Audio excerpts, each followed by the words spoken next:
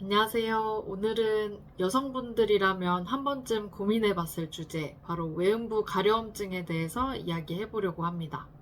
생리 주기 때마다 생리대에 쓸려서 가렵고 화끈거리거나 면역력이 떨어질 때마다 가려움증이 생기시는 분이 많으셨을 거예요.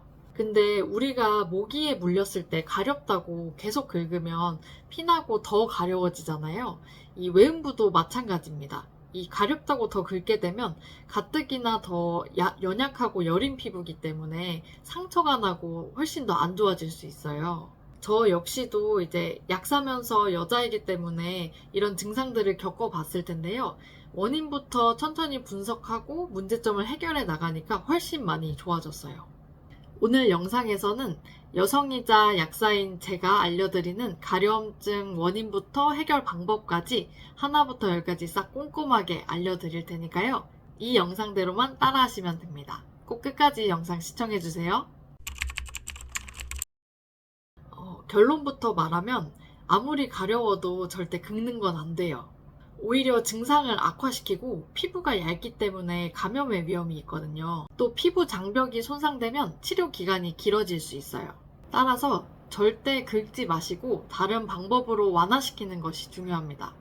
저희 약국에서도 여성 환자분들께서 가려움증 약을 달라고 하실 때가 꽤 있는데요. 먹는 약으로는 가려움증 완화시키는 알러지 약을 드릴 수 있고, 바르는 연고로는 항진균제가 들어간 연고를 드리는 편입니다. 그래서 사용하셨을 때 보통은 증상이 많이 가라앉긴 하는데, 사실은 그때뿐인 경우가 되게 많아요. 가지고 있는 균의 종류에 따라서 항생제나 항진균제, 항원충제 중에서 대부분 처방을 많이 받으십니다. 이 약들을 처방받아서 드셨을 때는 균이 없어지는 효과가 있긴 하지만 사실 이 치료 자체가 좀 힘든 편입니다. 항생제, 항진균제, 원충제가 위장장애가 되게 심해서 속이 많이 울렁거리고 메스껍거나 설사나 복통의 부작용이 있는 편이고요. 그리고 항원충제 같은 경우는 술이랑 상호작용이 있기 때문에 치료하시는 동안은 절대 금기해 주셔야 됩니다. 이렇게 힘들게 치료를 했는데도 컨디션이 나빠지거나 면역력이 떨어졌을 때는 또 생기기 때문에 이 근본적인 예방 방법이 되게 중요한 질병 중에 하나예요.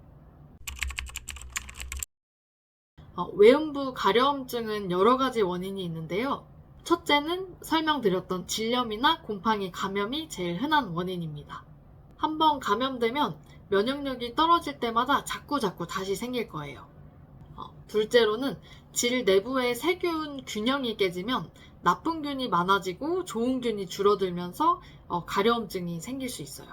셋째, 속옷이 면이 아니거나 부드럽지 않은 경우, 혹은 생리대나 팬티라이너를 너무 자주 사용하시는 분들 같은 경우는 이 접촉성 피부염에 의해서 가려움증이 유발될 수 있습니다. 마지막으로 스트레스나 호르몬 변화에 의해서도 가려움증이 유발되는데, 특히 생리 전후나 임신 때 또 많이 가려움증이 심해지기도 합니다. 이게 참 무서운 게 한 번 생기면 컨디션이 안 좋아질 때마다 계속 생겨요. 혹은 호르몬 변화가 있을 때마다 계속 생기고요. 모든 가려움증이 질염에 의한 것은 아니지만 대부분의 질염 환자들이 가려움증 증상을 동반하고 있거든요. 게다가 질염 재발률이 50% 이상이기 때문에 근본적으로 관리를 하면서 질내 컨디션을 좋게 유지해준다면 질염 발생도 줄일 수 있고, 그리고 가려움증 증상도 완화시킬 수 있습니다. 가장 흔한 질염 증상으로는 아까 말씀드린 가려움증이 있을 수 있고요. 또 다른 증상으로는 냉이 있거나, 그리고 화끈거리거나 냄새가 심한 경우가 있습니다. 특히 이 가려움증의 경우에는 어떤 분들은 너무 심하게 가려워서 밤새 잠을 못 주무시는 경우도 있으세요. 그리고 때에 따라서 성관계할 때 통증을 느끼기도 합니다. 증상이 심하지 않을 때 방치했다가 나중에 더 심해지는 경우가 있어서, 만약에 이런 증상들이 초반에 나타났을 때는 병원에 가셔서 진료를 보시는 게 무엇보다도 중요해요. 그리고 만약에 내가 이미 질염 증상이 있고 자주자주 재발하는 경우라면 꼭 진류상균을 드시거나 질 건강 관리에 신경 써주는 게 중요합니다. 질염은 꼭 성관계를 통해서만 걸리는 질환이 아니에요. 오히려 대부분의 질염의 경우에는 성관계가 아닌 다른 원인으로 생기는 경우가 많아요. 실제로 미국 산부인과 학회 발표에 따르면 여성분들의 75%가 한 번쯤 겪는 캔디다성 질염의 경우 성관계와 전혀 상관이 없었다고 해요. 면역력 저하나 스트레스, 꽉 끼는 옷 착용이나 항생제 복용 등 일상적인 원인만으로도 질염에 충분히 걸릴 수 있기 때문이에요. 그러니 성관계 유무로 판단하기보다는 면역력 관리나 컨디션 조절, 위생 관리 등에 좀 더 신경을 써주시는 게 좋습니다.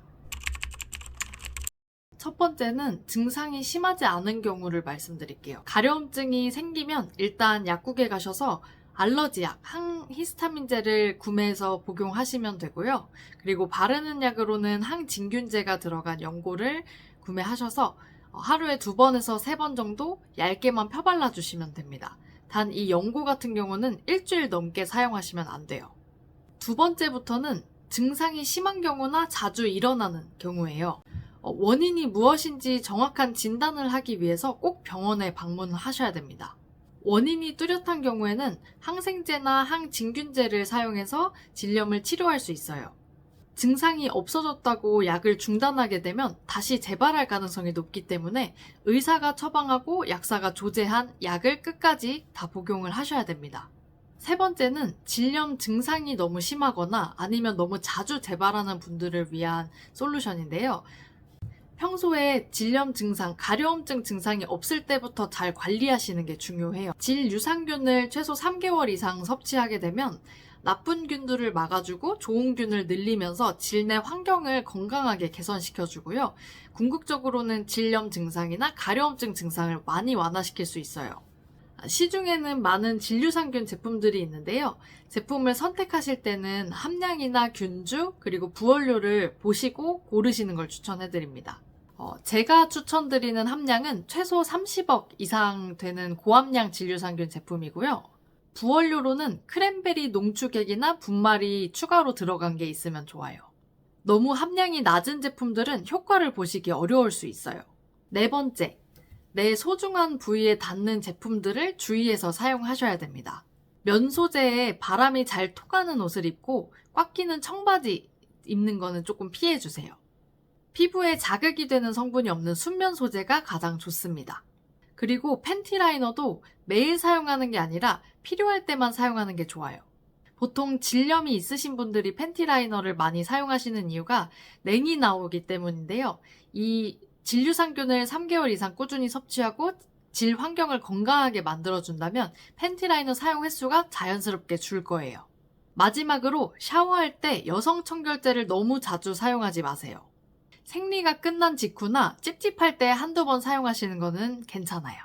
하지만 매일매일 사용하시거나 하루에도 너무 자주 여러 번 사용하시는 경우에는 질내 환경이 깨질 수 있기 때문에 사용을 자제하시는 게 좋아요. 외음부는 미지근한 물로만 씻어도 충분하고요. 너무 찝찝할 때만 청결제를 사용하시는 걸 추천해드립니다. 이 외음부 가려움증은 겪어보신 분들은 아시겠지만 정말 말 못할 고민인 것 같아요. 그렇다 보니까 이 매우 답답함을 느끼시고 어떻게 관리해야 될지 잘 모르시는 분들이 많더라고요. 약국에서도 많은 여성분들을 상담하다 보면 초기에 적절한 관리와 치료로도 충분히 개선할 수 있는 경우가 많더라고요. 특히 질유산균을 3개월 이상 꾸준히 드셨을 때 가려움증도 훨씬 덜하고 질염 예방 효과를 보셨다는 피드백을 약국에서 많이 받았기 때문에 이 영상을 보시고 한번 관리해보고 싶다고 생각하셨으면 효과 좋은 질유산균 제품을 드시는 거를 꼭 추천드려요. 영상 보시다가 궁금하신 부분들 언제든 댓글로 질문 남겨주시면 하나하나 답변 드릴게요. 구독과 좋아요, 알림 설정 꼭 부탁드립니다. 모두들 건강하고 행복한 하루 보내세요.